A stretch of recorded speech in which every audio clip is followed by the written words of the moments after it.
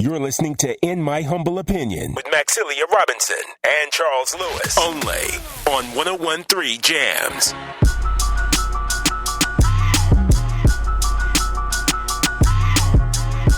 We wanted to congratulate Miss Jessie Higgins on her new role at Charlottesville tomorrow. She is the new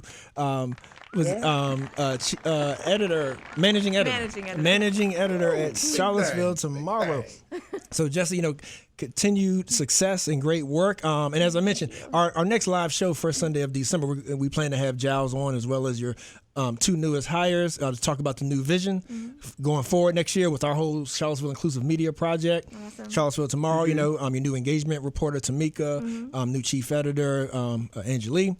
So looking forward to great things. But while we got you here, though, in these last few minutes, top story in the city, if I'm not mistaken, is everybody was pretty much saw that the former police chief is asking for $3 million. Yes.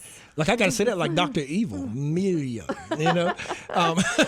But just give us the backdrop on that and where we are with that report.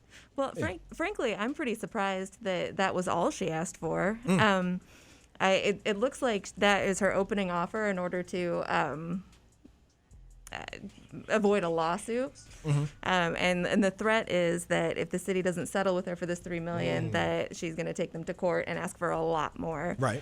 The letter, I don't actually remember, I don't have it in front of me, but the letter that she sent to them showed several other similar cases that her attorneys said were similar, and all of those cases settled for like $10 million plus. Ouchie.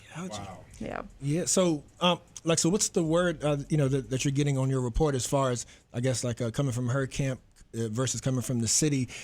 What is this rooted in? As far as the grounds for it.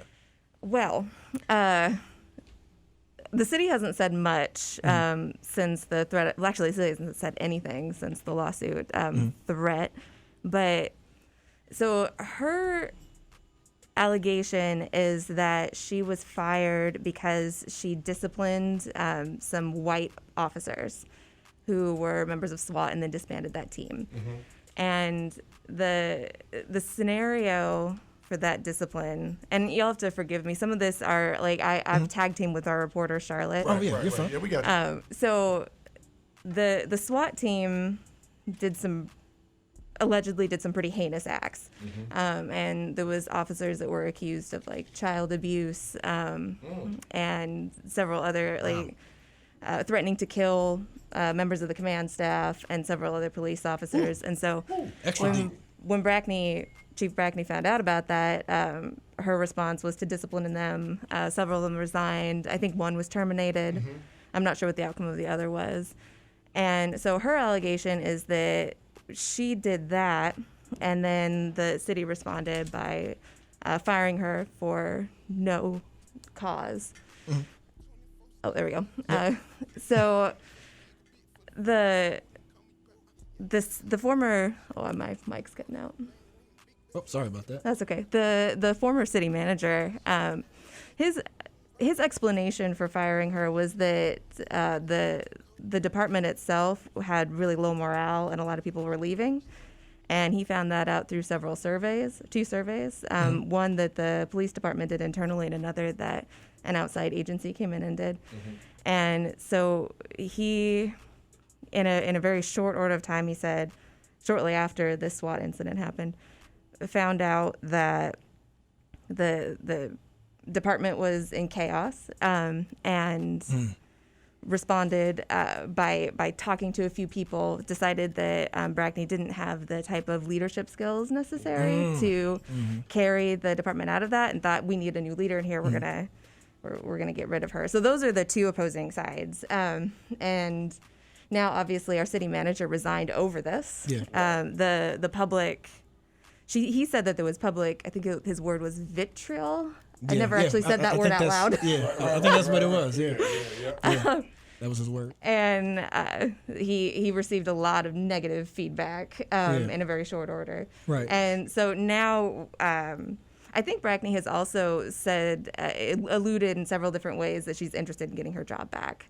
That isn't something that she's actually outright said, but there's been several, like in the letter, she said that that's something that she would be open to discussing. And then when asked that directly at the news conference she held, she said that they are not living, ruling anything out. That's kind of my thought. Right. I appreciate the report and the work. And the thing that sticks out to me the most is you have these like juxtaposed sides that everybody sort of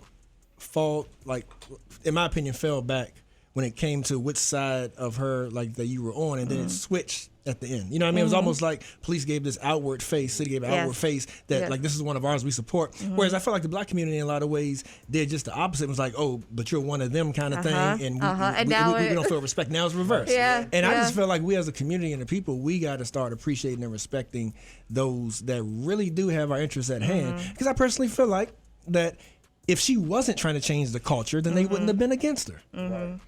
But hey, that's me.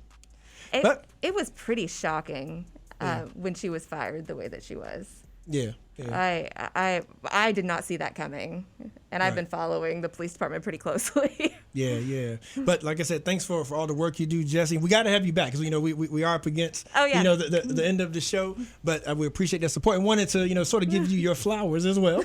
On the new promotion. So Miss Max, you want to take us home because Clee Logan is waiting in the Soul Lounge. Yeah.